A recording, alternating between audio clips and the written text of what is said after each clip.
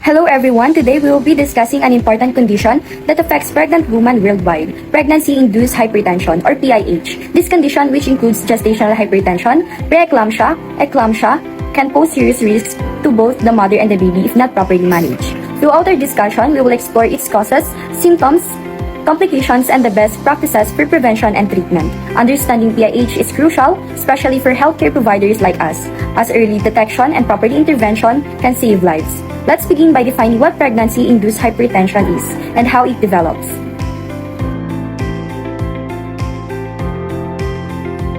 Condition in which vasospasm occurs during pregnancy in both small and large arteries. It affects the endothelial cells, causing endothelial dysfunction, which is considered a hallmark feature of the condition.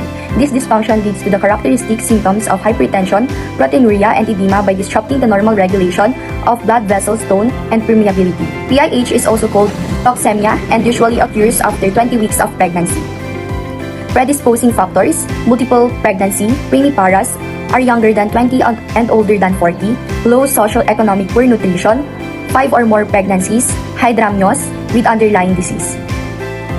These are the clinical manifestations. The main symptom of PIH is consistently high blood pressure, defined as 140/90 or higher during pregnancy. We have to remember that high blood pressure can be asymptomatic. Proteinuria, also called albuminuria, is elevated protein in the urine. Edema, cerebral and pulmonary edema, edema or swelling in the face, hands, and legs. Cerebral edema refers to swelling in the brain due to the fluid buildup, while pulmonary edema means a buildup of excess fluid in the air sacs of lungs, essentially causing fluid to accumulate in the lungs. Vision changes, blurred or double vision, light sensitivity, and flashes or spots. Assessment: blood pressure measurement, urine testing, assessment of edema, frequent weight measurements, eye examination to check for retinal changes, liver and kidney function tests, blood clotting tests. Diagnostic findings for pregnancy-induced hypertension, PIH, also known as preeclampsia, include elevated blood pressure or hypertension, protein in the urine, proteinuria, significant swelling, edema, and potential signs of organ dysfunction like abnormal liver function tests, low platelet count, and visual disturbances. A diagnostic is typically made when these symptoms appear after 20 weeks of pregnancy. These are the types: gestational hypertension, preeclampsia without severe features, refers to a pregnancy complication where a woman with a previous normal blood pressure develops an elevated BP of over 140/90, systolic pressure elevate at 30, diastolic elevated at 15, without any serious symptoms such as proteinuria and edema. BP will eventually returns to normal in the postpartum period.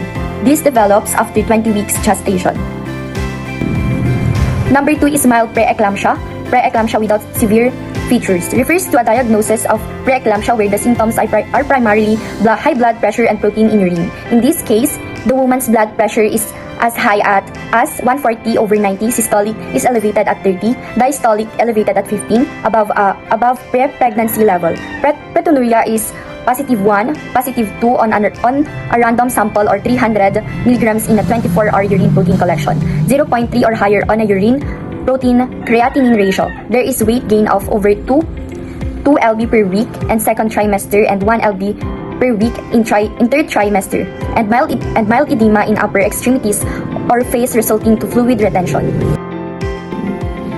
Number 3 is severe preeclampsia, preeclampsia with severe features. This is a subset of patients with preeclampsia who have hypertension and or specific signs and symptoms of significant and organ dysfunction that signify severe end of the preeclampsia spectrum.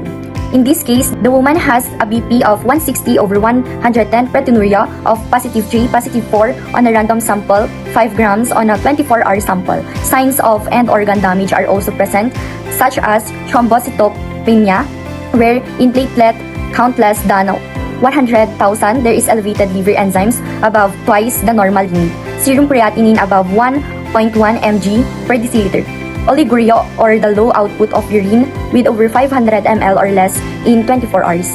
There is also abdominal edema wherein the woman may feel epigastric pain and nausea and vomiting, pulmonary edema which causes shortness of breath, cerebral disturbance causing headache, blurred vision, visual disturbance, and marked hyperreflexia and ankle clonus or the pulse motion of the foot after flexion.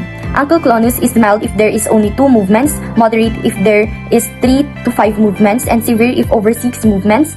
Pitting edema is also seen. Positive 1 is slightly intended, positive 2 is moderately intended, positive 3 is if there is deep indentation, and positive 4 so deep that it remains after removal of the finger.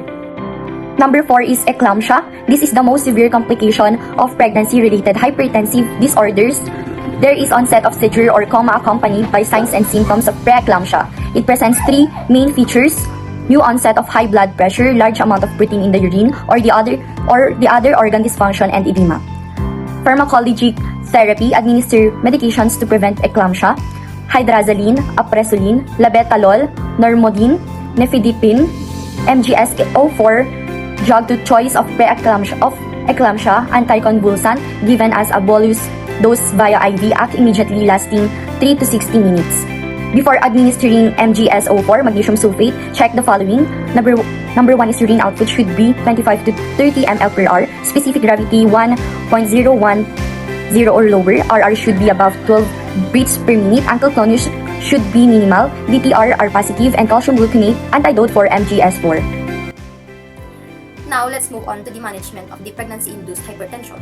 So, firstly is for the mild hypertension or the preeclampsia without severe features. So, firstly in here, we have to promote complete bed rest.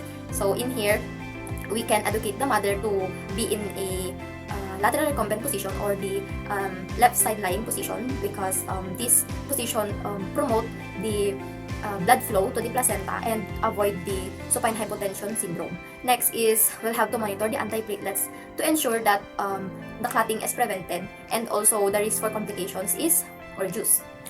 Also, if we are taking care of the physical health of the mother and the baby, we'll have also to provide emotional support to the mother, because this pregnancy might cause a severe stress. So we'll have to provide comfort, provide reassurance, and also emotional support to the mother. Next is we'll now have to also administer low dose of aspirin. So low dose of aspirin help to reduce the risk of complications such as stroke and thrombosis. Promote also good nutrition. So what we mean in mild hypertension or promoting good nutrition is also including consuming little sodium. So a recommended diet with low sodium will help manage the blood pressure also. And since balanced nutrition is important for the mother and the baby, we'll have to promote good nutrition.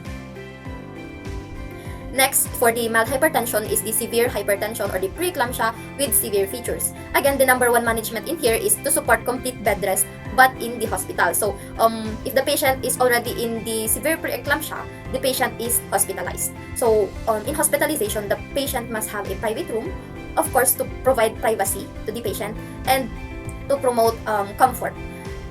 In having a private room, promote also or have the rule also to have no visitors, because having visitors may contribute into the increasing infections that might affect the patient. So no visitors allowed. This reduces stress also, and also provide the calm and safe environment for the patient. And also, don't forget to raise the side rails to prevent injuries. So, in raising our side rails, we are also preventing or precautioning the risk for having a seizure. Because severe preeclampsia might lead to eclampsia, which is having seizures. So, we are preventing that. Next is darken the room to reduce the stimuli and help prevent complications such as seizures, which can be triggered by bright lights. And also, no shining a flashlight directly to the woman's eyes to avoid triggering seizures, which are common concern in having severe preeclampsia. Also, note the 24-hour urine sample. So this helps monitor the kidney function and assess the presence of proteinuria and an important marker to preeclampsia severity also. Number 2 in managing the severe preeclampsia is to monitor the maternal well-being. So number 1 in monitoring the maternal well-being is to monitor the blood pressure of the mother. So monitoring the BP of the mother is number 1 to assess for any worsening of hypertension. Second is obtaining blood studies. So regular blood work is to assess liver function, kidney function, and also the platelet count. Have also a hematocrit monitoring. So daily hematocrit monitoring helps assess for hemoconcentration, which could be a sign of worsening preeclampsia. Next is have a frequent plasma ester levels monitoring.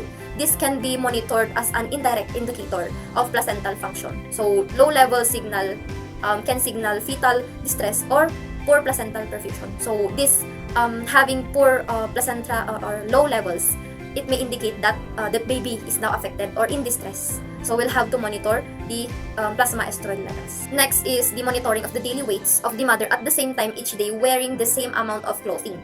So weighing the patient at the same time each day helps to track the fluid retention, which can be important sign of worsening preeclampsia. And also insert an indwelling Foley catheter. So this is also essential for monitoring the urine output, as oliguria can signal also again the worsening renal function, which is the key concern for worsening or having a severe preeclampsia. So after monitoring for the maternal well-being, we'll now have also to monitor the fetal well-being. So in here, we are using a Doppler with 4-hour interval. So Doppler ultrasonography helps monitor the blood flow of the placenta to the fetus. So why use 4-hour interval Doppler? A 4-hour interval Doppler allows frequent assessment without overwhelming the patient itself and also the medical staffs. And also with the use of the Doppler, we are monitoring in here the fetal heart tone. So continuous monitoring fetal heart tone, a way to detect any signs of distress or distress to the fetus, and also if there is an abnormal rhythms. Number 4 is to, again, support good nutrition diet to the patient. Number 1 in here is to provide or to moderate to high protein intake. So a diet rich in protein is important in maintaining maternal nutrition and preventing protein loss, which is very common in having preeclampsia due to risk of kidney issues. And also, again, as I have said earlier, have a low sodium intake. So a low sodium diet is encouraged to help reduce and manage the blood pressure of the patient. Also, we'll have to insert an IV fluids. So IV fluids can be given to properly hydrate the patient and also to monitor and have a proper balance of electrolytes. Let's move on to eclampsia. This happens late in pregnancy up to 48 hours after birth. Tonic-clonic seizure. A tonic-clonic seizure, formerly known as a grand mal seizure, is a type of seizure that causes strong muscle movements on both sides of the body, including convulsions. Preliminary signals or aura. Before the seizure, the woman may experience an aura, such as sense of impending doom or visual disturbances. All muscles contracts, back arcs, her arms and legs stiffens. Jaw closes, RR stops 9 seconds because her thoracic muscles are held in contractions. This stage lasts for 28 seconds, and the woman is cyanotic or bluish discoloration of the skin. During the second clonic stage, this phase involves rhythmic jerking movements of the limbs, often accompanied by facial twitching. Bladder and bowel contracts and relax. Involuntary contractions can occur, leading to incontinence of both urine and feces. Begins to breathe but not entirely effective. Remains cyanotic and it lasts up to 1 minute. Nursing care management for eclampsia. We have to maintain a patent airway. Ensure that airway is open. Suctioning may be required to clear secretion. Administer oxygen by face mask to improve oxygenation and prevent further hypoxia and to protect the fetus by ensuring adequate oxygen supply to the placenta. Turn woman to her side to prevent aspiration and allow drainage. Magnesium sulfate or diazepam value via IV as an emergency measure. Assess oxygen saturation. Assess continuously to ensure that the patient is receiving adequate oxygen. Tap the external heart monitor. This is a non-invasive way to track baby's heart rate and ensure the fetus is receiving adequate oxygenation. Assess fetal heart tone and deepening contractions. Assess fetal heart tone to check for decelerations that might indicate fetal compromise. Check vaginal bleeding. Vaginal bleeding should be monitored as it could signal a complication like placental abruption and abruptio placenta.